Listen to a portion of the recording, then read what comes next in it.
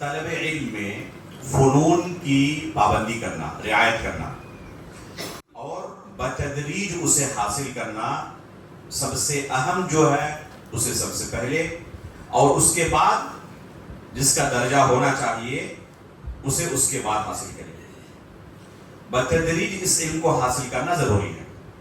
اگر کوئی بتدریج اسے حاصل نہ کرے تو یہ علم اس کے لیے فائدے سے زیادہ نقصان دہ ثابت ہو سکتا ہے، اور اس کے لیے بہت تفصیلی معلومات یہاں پر مصنف نے ذکر کی ہیں۔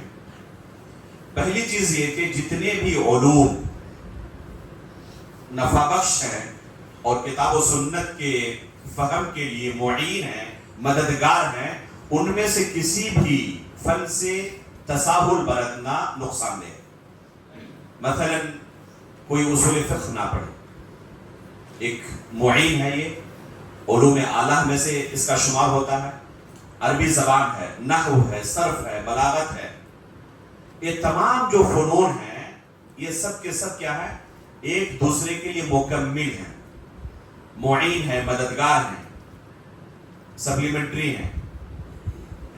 اگر ان میں سے کسی ایک فن سے طالب علم کی بے رغبتی ہو یا اسے آسان سمجھے اور حاصل نہ کرے تو یہ اس کے لیے کافی نقصان دہ ہے۔ جتنے بھی علوم اعلیٰ ہیں ان تمام علوم کو پڑھنا ضروری ہے، اور سب ایک دوسرے کے لیے مکمل ہیں، تکمیل ہیں، ایک دوسرے کو پورا کرتے ہیں۔ کسی ایک فن سے کتاب و سنت کو اس کے لیے سمجھنا ممکن نہیں ہوگا۔ مثلا اگر کوئی عربی زبان کو نہ سیکھے، صرف و نحو سے ایک دم جاہل رہے، تو اس کے لیے ممکن نہیں ہے کہ کتاب و سنت کو صحیح طریقے سے سمجھ سکے۔ ترجمے کی کتابوں سے دین کو نہیں سکھا جا سکتا۔ کوئی اصول فقہ سے غافل رہے تو کہہ سکتا ہے کہ مکروہ حرام سے بھی اعلیٰ درجے کی چیز ہے، جیسے کہ کچھ دنوں پہلے آپ نے سنا ہوگا۔ تو اس طریقے کی عجیب و غریب چیزیں انہی فنون سے، انہی علوم اعلیٰ سے عدم واقفیت کی وجہ سے پیش آتی ہے۔ اس لیے جو بھی علوم اعلیٰ ہیں ان کو سیکھنے کی کوشش کرنی چاہیے، اور وہ بھی تقدیم الاہم فالمہم کے اصول پر چلتے ہوئے، جسے ہم اگر اردو میں کہنا چاہیں تو کہیں گے کہ بتدریج سیکھیں۔ ابھی کوئی صحیح طریقے سے عربی زبان سے واقف نہیں، صرف و نحو سے واقف نہیں، علوم حدیث کی ابتدائی کتاب سے واقف نہیں، اور وہ کہے کہ اب پڑھنا لکھنا سیکھ چکا ہوں، قاعدہ نورانیہ یا قاعدہ بغدادیہ جو بھی ہے الحمدللہ مکمل کر چکا ہوں، اب مجھے بخاری پڑھنی ہے سب سے پہلے۔ اور یہی طریقہ اپناتے ہیں لوگ، جو اس معروف طریقے کو چھوڑتے ہیں وہ الٹا چلتے ہیں۔ بلکہ بعض لوگ کیا کرتے ہیں، پہلے داعی مبلغ بنتے ہیں، بعد میں طالب علم بنتے ہیں ایسے لوگ موجود۔ بعض لوگوں کے بارے میں جب اعتراض کیا گیا کہ انہوں نے کچھ پڑھا نہیں پہلے، کہہ رہے کہ اب پڑھ رہے ہیں، 10 سال تک معلم بن رہے اور آج طالب علم بنے، تو یہ طریقہ طالب علم کا نہیں ہے، بتدریج اسے سیکھا جاتا ہے۔ امام بخاری رحمہ اللہ نے اپنی صحیح کے اندر الربانی کی تفسیر کرتے ہوئے کہا، اللہ رب العالمین نے قرآن میں کیا کہا؟ کونوا ربانیین۔ اس کی تفسیر کرتے ہوئے کہا الذی یربی الناس بصغار العلم قبل کبارہ، الذی یربی الناس بصغار العلم قبل کبارہ۔ تو علم کے درجات ہیں، پہلے چھوٹی چھوٹی چیزوں کو سیکھے گا، حاصل کرے گا، اور پھر بعد میں بڑی چیزوں کی طرف آئے گا۔ یہی سلف صالحین کا طریقہ رہا ہے کہ پہلے وہ ابتدائی چیزوں کو پڑھتے ہیں، بنیادی چیزوں کو پڑھتے ہیں، اور بتدریج آگے بڑھتے ہیں۔ ایسا نہیں کہ ابھی صرف و نحو سے واقف نہیں ہے اور کوئی بڑی کتاب پڑھنا چاہے تو اسے پڑھانا شروع کر دے۔ سلف صالحین کہتے تھے طعام الصغار طعام الکبار سم الصغار۔ کسی بڑے شخص کا جو کھانا ہے، جو اس کی غذا ہے، یہی غذا اگر کسی شیرخوار بچے کو دیا جائے ایک ہفتے کے بچے کو، ایک مہینے کے بچے کو، تو یہ اس کے لیے کھانا نہیں ہے بلکہ اس کے لیے زہر ہے. جیسے کپڑے کی جو سائز ہے وہ عمر بڑھنے کے ساتھ ساتھ بدلتی رہتی ہے، اور آہستہ آہستہ انسان اپنے جسم کے حجم کے اعتبار سے اسی طرح کا کپڑا سلواتا ہے. یہی حال طالب علم کا بھی ہونا چاہیے. اگر کوئی یہ طریقہ بدلے اور بغیر ان علوم اعلیٰ کے پڑھے ہوئے، نہ صرف سے واقف ہے، نہ نحو سے، نہ بلاغت سے، نہ ادب سے، نہ اصول فقہ سے، نہ اصول تفسیر سے، نہ علوم حدیث سے، اور کہے کہ فلاں حدیث کی کتاب انہوں نے پڑھ لی ہے فلاں استاد سے کسی دورہ تدریبیہ میں، تو اس سے علم حاصل نہیں ہوتا ہے. یہ طالب علم کا طریقہ نہیں ہے، بلکہ بتدریج اسے حاصل کیا جاتا ہے. بتدریج اگر کوئی حاصل کرے گا تب اس علم کو حقیقت میں وہ سیکھ پائے گا، اور یہ علم اس کے لیے نفع بخش ہوگا. اگر کسی چھوٹے بچے کو، 10 سال کے بچے کو 40 سال کے کسی شخص کا کپڑا دے دیا جائے اور اسے پہلے تو کیسا لگے گا وہ؟ یہی حال ہے ان لوگوں کا جو ابھی ابتدائی چیزیں نہیں پڑھے ہیں اور بڑی بڑی کتابوں کو پڑھنا چاہتے ہیں. تو بتدریج اسے پڑھنے کی ضرورت ہے. یہ ہے طلب علم کا معروف طریقہ. امام عبد الرحمن بن یحییٰ المعلمی رحمہ اللہ جب اپنے استاد احمد بن محمد بن سلیمان المعلمی رحمہ اللہ کے پاس گئے اور ان سے امام نووی رحمہ اللہ کی کتاب منہاج الطالبین پڑھنے کی درخواست رکھی کہ میں آپ سے کیا پڑھنا چاہتا ہوں؟ منہاج الطالبین. تو انہوں نے کیا کیا؟ پہلے دن کہا، وہ اپنے غالباً والد کے پاس گئے تھے، ان کے والد لے کر گئے احمد بن محمد ابن سلیمان المعلمی رحمہ اللہ کے پاس. یہ ابھی چھوٹے تھے، بچے تھے. پوچھا استاد نے، بیٹا کیا پڑھنا چاہتے ہو؟ کہا کہ منہاج الطالبین امام نووی رحمہ اللہ کی. سن کر ان کے ہوش اڑ گئے، اس عمر میں منہاج الطالبین. تو اگر منع کر دیتے تو بچے کا دل ٹوٹ سکتا تھا. کہا کہ ٹھیک ہے بیٹا کل لے کے آنا. جب آئندہ کل ہوا، منہاج الطالبین لے کر استاد کے پاس حاضر ہو گئے. کہا کہ پڑھنا شروع کرو. فل پڑھنے لگے. تعجب ہو استاد کو. نسخہ طلب کیا، دیکھا کہ کہیں اس میں عبارت تو نہیں لگی ہوئی ہے. دیکھا کہ نہیں، کوئی عبارت تو نہیں لگی ہوئی ہے.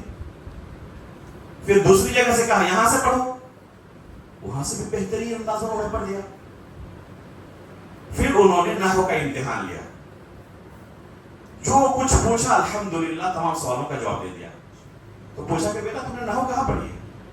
کہا کہ ہاں فلاں استاد کے پاس میں نے نحو کی فلاں فلاں کتابیں پڑھ لی ہیں. تب استاد نے کہا کہ گزشتہ کل جب تم نے کہا تھا کہ مجھے منہاج الطالبین پڑھنی ہے تو مجھے بڑا تعجب ہوا، اور اسی وقت میرا ارادہ ہوا تھا کہ تمہیں ڈانٹوں اور کہوں کہ ابھی تمہاری عمر کے حساب سے مناسب کتاب نہیں ہے. اس لیے کہ جو نحو کے اندر پختہ نہ ہو وہ منہاج الطالبین سمجھنے کی صلاحیت نہیں رکھتا، وہ منہاج الطالبین پڑھنے کی اہلیت نہیں رکھتا. اسی لیے تم کو کہا تھا میں نے کہ اپنے ساتھ لے کے آنا. ظاہر سی بات ہے کہ جو نحو کے اندر پختہ نہ ہو یہ منہاج الطالبین پڑھ ہی نہیں پائے گا، وہ عبارت خانی نہیں کر پائے گا. آج جتنے یہ بردرس موجود ہیں ان کو کوئی یہ کتاب لے جا کر دے دیں، بلکہ جن حدیثوں کا نمبر انہوں نے اپنی تقریر میں بیان کیا ہے وہی حدیث کھول کر ان کے سامنے رکھ دیں کہ ذرا پڑھ کے سنا دیں. پتا چل جائے گا کہ شریعت کا علم کتنا ان کے پاس ہے. کہا کہ میں نے اسی لیے کہا تھا کہ کتاب ساتھ میں لانا. ظاہر سی بات ہے کہ تم پڑھ نہیں پاؤ گے، تب میں تمہیں نصیحت کروں گا کہ پہلے نحو پڑھو، اس کے بعد اس کتاب کو پڑھنے کی تمہاری باری آئے گی. اس سے پہلے یہ کتاب تم پڑھ نہیں سکتے. لیکن جب تم نے بالکل صحیح پڑھا بڑا تعجب ہوا. مجھے لگا کہیں عبارت لگی ہوئی ہے، حالانکہ عبارت لگی ہوئی نہیں تھی. پھر دوسری جگہ سے پڑھنے کے لیے کہا، وہاں بھی صحیح پڑھ دیا. تب میرا تعجب بہت زیادہ ہو گیا، بہت زیادہ تعجب بڑھ گیا کہ کیسے یہ چھوٹا سا بچہ اس طرح بہترین عبارت پڑھ رہا ہے. تب پھر جب تم نے بیان کیا کہ نحو کی یہ تمام کتابیں پڑھ چکے ہو، تب اب تمہارے لیے منہاج الطالبین پڑھنا صحیح ہے. اب آئندہ سے کل سے میں تو میں منہج الطالبین پڑھاؤں گا. اس واقعے سے ہمیں کیا سبق ملتا ہے کہ ہمارے سلف صالحین کے یہاں آخری زمانے تک بھی یہ تصور نہیں تھا کہ ابھی ابتدائی چیزوں کو طالب نے پڑھا نہیں ہے اور کوئی موٹی کتاب اسے پڑھائی جائے, کوئی اونچے درجے کی کتاب پڑھائی جائے. یہ طالب علم کا معروف طریقہ نہیں, بتدریج آگے بڑھنا ہے. اگر کوئی جماعت ثالثہ میں پڑھ رہا ہو یا رابعہ میں پڑھ رہا ہو جس میں بلوغ المرام داخل ہے نظام میں, وہ کہے کہ اس میں صحیح بخاری کی حدیثیں آ رہی ہیں, صحیح مسلم کی حدیثیں آ رہی ہیں, تو چلو صحیح بخاری کی شرح اٹھا کر میں پڑھنا شروع کروں. اور اس نے کیا کیا, جماعت ثالثہ میں رابعہ میں فتح الباری اٹھا لیا اور کوشش کیا کہ خود سے بخاری سمجھی جائے, اس لیے کہ بخاری کی حدیثیں موجود ہیں. اس کا کیا حال ہوگا؟ استاد محترم شیخ صالح الحسینی حفظہ اللہ, جن کی کتاب ہم پڑھ رہے ہیں ابھی نا, انہوں نے ایک قصہ بیان کیا ایک شخص ذاتی مطالعے سے فتح الباری پڑھنا شروع کیا صحیح بخاری کو سمجھنے کے لیے. اسی طرح کرتے ہیں لوگ. اور اس کے بعد اپنے سامنے ایک شخص کو کہہ رہا ہے کہ یہ جو علماء بیان کرتے ہیں نا کہ ابو ہریرہ رضی اللہ تعالیٰ عنہ کی حدیثیں سب سے زیادہ ہیں, یہ سب کے سب غلطی کے شکار ہیں. حقیقت میں سب سے زیادہ حدیثیں ابو ذر رضی اللہ تعالیٰ عنہ کی ہے. سامنے والا بڑے تعجب سے کہا, ابو ذر ان کی تو چند حدیثیں بس ہیں, مکثرین میں ان کا شمار ہی نہیں ہے. یہ کہاں سے آپ نے نتیجہ اخذ کیا؟ کیا کہ فتح الباری پڑھو, اندازہ ہوگا. کوئی صفحہ ایسا نہیں گزرے گا جس میں وفی روایت ابی ذر وفی نسخت ابی ذر وفی ابی وعند ابی ذر یہ لفظ آپ کو نہ ملے. سب سے زیادہ پورے فتح الباری میں لفظ ابو ذر ہی موجود ہے. حالانکہ یہ کون ہے ابو ذر؟ یہ صحیح بخاری کے روات میں سے ہے.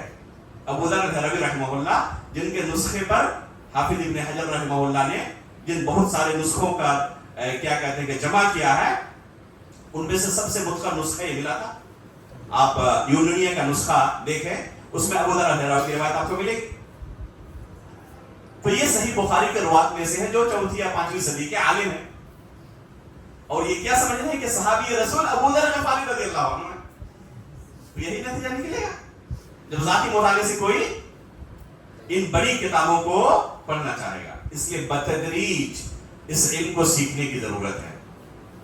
بلکہ ایک شخص نے تو یہ تک دعویٰ کر دیا تھا, بلکہ اس بارے میں ایک مقالہ تھا, مضمون لکھا تھا کہ مجمع ملک فہد سے جو قرآن کے نسخے چھپے ہوئے ہیں اس میں بہت زیادہ غلطیاں ہیں. بعد میں جب دیکھا گیا, اس کو بلایا گیا, پوچھا گیا کہ کہاں غلطی ہے, تو پتا چلا کہ حفص عن عاصم کی جو قرأت ہے اس قرأت پر نہیں بلکہ کسی دوسری قرأت پر جو مصاحف چھپے ہوئے ہیں اس طرح کا کوئی مصحف ان کے ہاتھ لگ گیا تھا. بہت ساری قرأتیں ہیں نا, اور مجمع سے تمام قرأتوں پر مصاحف چھپے ہوئے ہیں. تو اب قرآن کے اندر وہ غلطی نکالنے لگا. تو یہی حال ہوگا جب استاد سے کوئی نہیں پڑھے گا اور بتدریج اس علم کو حاصل نہیں کرے گا. اس لیے استاد کی رہنمائی میں بتدریج اس علم کو سیکھنے کی ضرورت ہے. یہیں پر ہم اس سیشن میں اس مجلس میں اکتفا کرتے ہیں.